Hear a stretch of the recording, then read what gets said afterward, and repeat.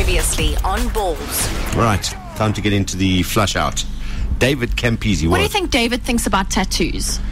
What do you think about tattoos, David? Justin. Have you got any tattoos? You got to be kidding me. What? Is he? Mate, I was born in the 60s, eh? So, Yeah, so was I. See, and maybe it's that's what it is. It's us people born in the 60s. We were brought up in the Happy Time, cartoon characters. Do you have a comedy. daughter, David? Sorry? Do you have a daughter? Yeah, I have a daughter, 2 daughters and a son, yeah. What would you do if they had to get tattoos? I'd be horrified. Oh, flip. That wasn't the answer I was looking for. I don't understand why you want to go walking around with tattoos everywhere thinking it's cool. Sorry, It's the most ugliest, it's the biggest turn-off ever. That's rubbish. Sorry, Dad. Rubbish. Have you But got? to be a modern-day rugby player, you've actually got to put a tattoo somewhere and get your shirt off. In our days, we were too scared. You got 2 daughters. Yeah, I've got a Sienna's 8, and Mercedes, the little terror, is almost 3. Ooh, fantastic. I'll have 2 sons soon, so. Yeah. Good luck. I don't think you want to dip into the Scott gene pool. Who would they play for, David? Australia or South Africa? Who's that? No, I'm just hypothetically saying that. Your sons. My son. Well, Jason's got a South African passport and an Australian passport. No, but I'm saying if my two Italian sons and your 2 daughters. Yeah. No. I'm well away from you. That could be an interesting debate. Who's they going to play for? No, there's no debate about it. They can run very, very fast, Alex. So. Be careful. There's also the Italian who's coming out in David right now. Exactly, yeah. You will stay away from my daughters, yeah? All right. Shotgun ready. Let me just quickly tell you that the Flush Out with David Campese proudly brought to you by Imperial Collection, home of signature brands. What are Ian and Sasha and they're going to be playing around with this week? One of those signature brands Something at Imperial awesome, I don't Collection. know. Always something awesome. Wow. Ferraris and Is it a Mercedes. They're playing with a Porsche this week. What? A white Porsche. They have an albino Porsche. Those things are like hen's teeth. It's like white lines of Timbavati. Yeah. You don't see those every day. You'll be able to check it out on the video at balls.co.za once they've done it. They'll be playing around with one of those this week. It's just one of the signature brands you can get there at Imperial Collection. Go to imperialcollection.co.za. Drop by the dealership, the corner of William Nicol and Bryanston Drive if you're in the market or just want to have a look. Imperial Collection, home of signature brands. When are you going to be in Joburg other than flying in an hour before your shift on Supersport and That was flying my next question. I've got to do boots and all on Thursday night. Yeah. And I'm 99% sure I'll be doing the Brumbies game on Saturday, so I've got all Friday. Well, yeah, I think we should take you around and pop into our friends that sponsor this feature. Well, it might be better to come out with you guys instead of driving my gold Toyota 1.4 around. Yeah. Let's see if we can hook you up with something there. All right, well, we'll make it a day. We'll make it a date. I'll let you know. Do you want to come bungee jumping with us, Campo? No, thanks. No. Okay, I thought I'd ask. Also not into that. Also You can 60 go that and have your tattoos as well. No, thanks. So open-minded. Yeah. All right, well, we had a chat to Deval Potki, the Bull skipper, just half an hour ago. And basically, in a nutshell, he was saying it almost seemed as though the Bulls, regardless of what the score was, once they got their noses in front, they just wanted to play the game in, well, that's what he said. They just wanted to play the game in their half. They didn't want to kick the points and then maybe have to risk. Now, I know you're going to get stuck in here, but I'm just telling you what he said. They take the 3 points. They go 4 points clear. There's no guarantee 2 more penalties are coming because the game's now going to be played in the Bulls' half, and they didn't want that. They wanted to just keep the game down in the Brumbies' half. Go. Yeah, what do you want me to say? Well, you go. Take it away. Well, I think I said everything on Saturday night about it. I honestly could not understand the tactics of the Bulls. Mornay saying firstly, missing 2 shots is very rare. He normally kicks everything. You know, in that first half, there was like the Blue Bulls had never been in a semi-final in their life. But from a kick-off, this is what it frustrates me. From a kick-off, when Garney gets the ball, there's people around him.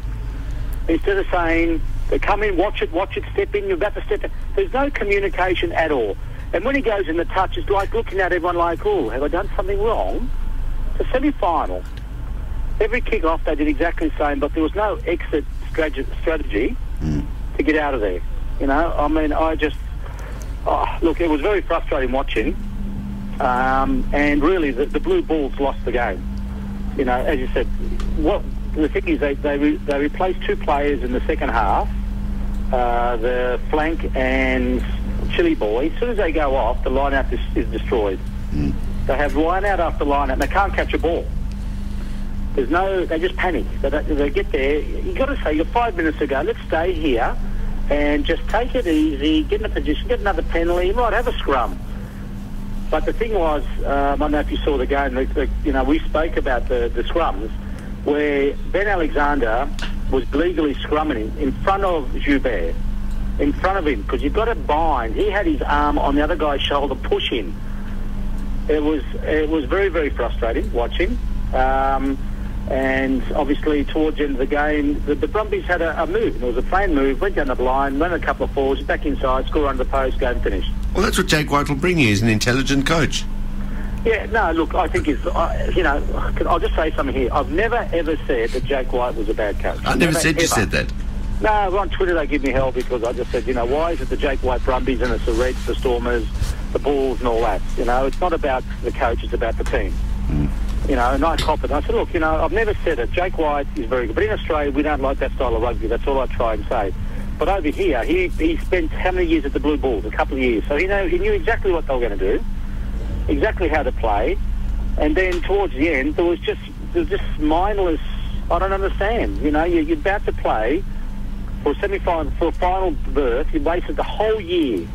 And then you walk off and you go, oh, what did we do wrong? You know, or... You know, we were supposed to stay in the half. We'll stay in the half. You know, I'm sitting there watching the game. We're so frustrated and say, what are these guys doing? They're not actually thinking about the game. They've got to be smart and think. And then Mornay Stain rips a really good ball out of the Brumbies' hands. I think Serpentine hits it up, or JP Inglebury hits it up. The Mornay Stain gets it and does a shocking kick right down the Brumbies' throats. If that kick went another 20 metres, the game was finished. But because of one bad kick from a very experienced player under pressure, which you don't expect, changed the whole game. Yeah. And that's all it was. All it came down to was very, very simple mistakes, which is really dumb mistakes at the end of the day because you wasted the whole year, Darren. The whole year you wait to get here to one position and you do some silly mistakes and you end up losing. What a waste. Well, tell me what it is about player, and my mind, also for me, one of the curious things when it comes to playoff rugby, in other words, it's a completely different scenario. You're not playing for bonus points, you're not playing for anything, so yeah, take the points and win the game. But also, I think you talk about replacements and coaches. I mean, that is probably more critical in a playoff game is as to when you bring your subs on and whether you have to or not, as opposed to, you know, just saying, okay, well, give him 20 minutes now, let's pull this guy off because he only plays 60 minutes, a la Yanni Duplessis every game. But I'm thinking back in 2007 again, one of the key things for me in that final against the Bulls for the Sharks was when you guys took John off. Yeah. And I was sitting there going, no. And I think in the end, it actually, the decision with the missed kick and, you know, there was almost like it was a little bit of a void of leadership there. I don't even know who took over the leadership when he went off. Exactly. About the Bulls on Saturday night, exactly the same scenario, yeah. You know, and we talked about that. You know, you don't have to take players. George Smith's 33. Yeah. He didn't go off. You know, you put your big game players, they stay for 80 minutes. Rugby used to be 80 minutes, but now it's like, oh, you're only good for 60. You go for 40 and we'll change you. Why would you change Chili Boy, who's an international player, and the flanker, what was his name? The black-headed flanker, black-headed guy. Oh, Jacques Potgieter. Yeah, why would he's an international player, and you bring 2 unknown players onto the field in the semi-final for a rugby game. I don't understand that either because I think your experience heads need to be there. Matfield, who's a very experienced player, captain the box, a coach line out, and he's right next to the coach. If I were to say, mate, leave him on. Yeah. You've got 20 to go. Who gives a hoot? Leave him on and let him win the game. But I must say, the other stupid thing I've ever seen in rugby is that guy on the sideline, the number 10, try and jump for the ball when Mogg was trying to catch the ball. Jürgen Visser. Oh, my goodness. I think he was still stunned from that Butch James tackle.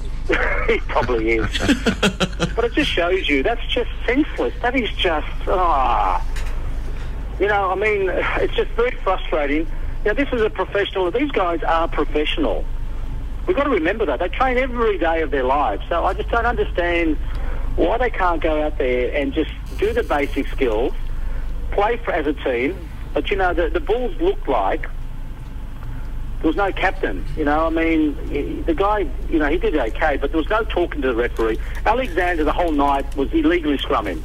Why wouldn't you go up and the prop should go to the captain, tell him, excuse me, sir, can you just watch where he's putting his arm? His arm's got a bind, it's not. It's the only way he can scrum. Not once did he speak to the referee. Alexander and Mo and the whole night spoke to Joubert. You could hear him. Yeah. And that's how you do it. And these guys are standing there like, I don't know what it's just like they've never played a game before in their lives. But Nick Mallett said something very interesting on the TV. He said he actually thought a local referee would play against the Bulls because they want to show they're not biased. Not biased. Mm. So, and I actually tweeted today, I said, if Joubert is refereeing the final this Saturday, the Brumbies will win. He is refereeing the final. Well, the Brumbies are going to win, mate. There we go. Because the reason is, he did the British Lions at Ben Alexander, got all the penalties. Okay, he did the Bulls, he couldn't turn that again because it would have made him look stupid. And this week it's going to be, again, the Ben Alexander thing, it's going to be the Brumbies. The Brumbies will win. There we are. There we go. That was going to be my next question. Who wins the final? Brumbies. I also think the Brumbies will win. I think. Well, the final should have been Saturday morning. Yeah, what a game, eh? Yeah. Oh, that's what I mean. But you watch that game, then you watch the other game. Yeah. You can actually fall asleep in the other game. No, maybe if there was a tattoo parlour down the road, I could have got a couple of tattoos watching the Bulls-Brumbies game. But the morning game, you're actually stuck in your seat watching. Yeah. That's the difference. Yeah. Unfortunately, because of the stupid system, that's how it happened. But I think the Chiefs at home, crowd great, but the Brumbies, you know, they've got that factor where they want to, you know, if you look at that play, there's some unknown plays in that team, but they actually deliver. Yeah. And I think that's what you want. You want guys who are nobodies to deliver in big games, and these guys have so far. Hasn't it always been with history the team that's played the Lions has gone on to win Super 12 or Super 14? And No. The Super team rugby teams don't play the Lions. No. Team So, that let's wins, talk about the national team. So the Wallabies play the Lions. win the Tri-Nations. Win the Tri-Nations. That's only happened like 3 times. So. Okay, so I thought it was talking about Super Rugby. And it's not going to happen this year. Believe me, it's not going to happen this year. Cancel. Yeah. Well, we'll see. But I must say, the other thing that I might find is very ridiculous, I've never seen a coach in international history Twitter in between a game. This is the genius of the man. Oh, here we go. Can you get off? Get off. Come on, Go and Campo. get a tattoo, I love Jake White all over my shoulder or something. Johnny's got one already. Yes. You've already got one, Yeah, haven't you? John's got one around his belly button. Will you still talk to me, Campo? Sorry? Will you still talk to me? No, You've already got one, have you? I like Jake White, and he still speaks to me. I So. said,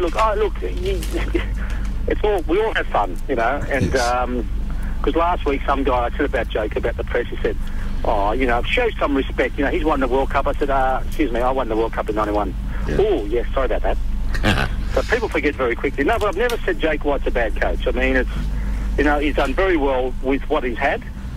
But I must say, he's very smart. He's got the people around him to help, and that's the sign of a good coach. But you did say when he started that he was going to struggle to win with the Brumbies. Yeah, I did say that. But obviously, you know, the players... But I didn't know the style of rugby they were going to play. And the style of rugby they're playing is a very Not simple... Brumbies rugby. Saturday night, it's a very simple style of rugby. Yeah, it's not typical And Brumbies rugby. If you've got players and you play a simple game, it's very easy. You know your role. You have to be thinking about it too much. All right, we've got to leave it there. Just a quick SMS in from Johnny saying, I'm a Bull supporter, but it was worse than watching a German Blue movie. That was the most screwing around I've seen in 80 minutes. Okay, Johnny, thanks for that sharing. What's wrong with the German Blue movie? What is a German Blue movie? Oh, no. Nothing wrong with it. Well, ask Johnny. He's on SMS. That kind of sums it up in a nutshell, I suppose. Yeah. Thanks, Campo. That's the flush out for today. We'll catch up with you again next week, see who did win the final. But I'm going to agree with you for the first time in weeks. Go put some money on the Brumbies. Because I think that if anyone else had Joubert, the Chiefs would win. Okay. But for some reason, Joubert loves Ben Alexander and the Brumbies scrum. Yeah. All right. We'll have a look. Got to leave it there. Thanks, Campo. Enjoy the pasta. Come up on Friday. Yeah, we'll see you on Friday. We'll chat to you before then. Guys. Bye, Enjoy the Campo. pasta. Tattoos, eh? Bye. Good on you. Bye. There we go. David Campese joining us this afternoon on The Flush Out. Proudly brought to you by Imperial Collection, home of the signature brands. This is Balls Visual Radio. Darren, Simon, Kate, and John. Weekdays from 3 p.m. to 6 p.m. Central African Time. Balls.co.za.